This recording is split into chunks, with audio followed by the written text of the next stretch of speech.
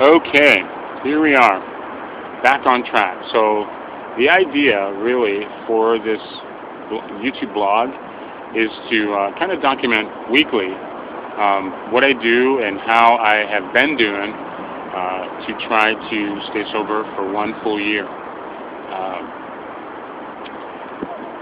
This is going to be interesting because a lot of what I say will probably change. I don't necessarily have, you know, the answer for why I do what I do or why I think what I think. It's just a feeling, and everyone knows that feelings are really they're valid, but they change. So you can't really like base a lot of things on that. Sometimes feelings get so huge and they get so strong, they end up doing what I did, which was I broke up with my ex, and now we're going through it, separately. So, but it is what it is. First, I want to talk really about what this past week has just brought. Not a multitude of issues, but the page, of course, my ex read, and the YouTube video blog he read as well or watched as well, and I want to say first and foremost that this is about me and my feelings and what I think. And everyone knows that when you first stop drinking, your thought process is kind of screwed up. So, I don't know why I do what I do. I just know that I'm trying to not be so uncomfortable, and that's the whole reason why I drink, is so I'm just not so uncomfortable, because I feel like I am all the time. So it is what it is. So I want to say that I don't want people to form any opinions about him or even his family or my family, because I don't really want to say anything about either, just because I think it's probably respectful. It's probably the right thing to do. Now that I have ventured out and started this thing, I have to keep doing it. So this week has brought me some new ideas, and one of them is to delete some people from Facebook, which wasn't the reason that we broke up, but it definitely has helped.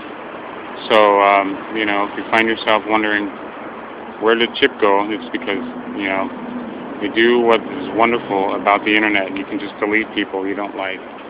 So that's kind of what I've done, because I have one friend that's in a relationship, and when he talks to me, he doesn't talk to me. They've been together for a long time, and when he talks to me, and he explains things like where he's at right now, his relationship, what's going on, and then he gets to say, but I still love him, and we're still working on it, and I love that. And in some ways, I wish we were closer friends before all this happened, because who knows where we would have been. It seems like when a catastrophe happens, people kind of show up and want to console you, and that's what's happened with him. Is he's really been such an inspiration. So I'm forever grateful for his example, for his living example, and being honest about where he's at. And I am, because he can help in so many other ways. So I'm really glad about that. So now that I'm on this venture, the idea is to kind of give you kind of a play-by-play as to how people do it. If you've ever wondered, how do you stay sober? How do you not drink? You just don't. And but it comes with a price. Your head is totally screwed up most of the time. You're irrational and you don't think clearly, and you get angry, and then you get happy, and then you start to cry, and all that stuff happens, but that's okay. And that's really the end of the story, is it's okay, because you're just being human. And that's what I want to convey, is a lot of this process seems crazy at the time, and it is, but it's okay because you're alive. Because you're alive. So I like that. I like that. I don't know. This will just be short and sweet. You know, what do I have for the future? Now I got to look for another job. You know, now I have to, put my foot in front of the other and do some work. The week is, the first week of January is coming to an end, and now it's time to get buckled down and create something for myself, so I can feel okay.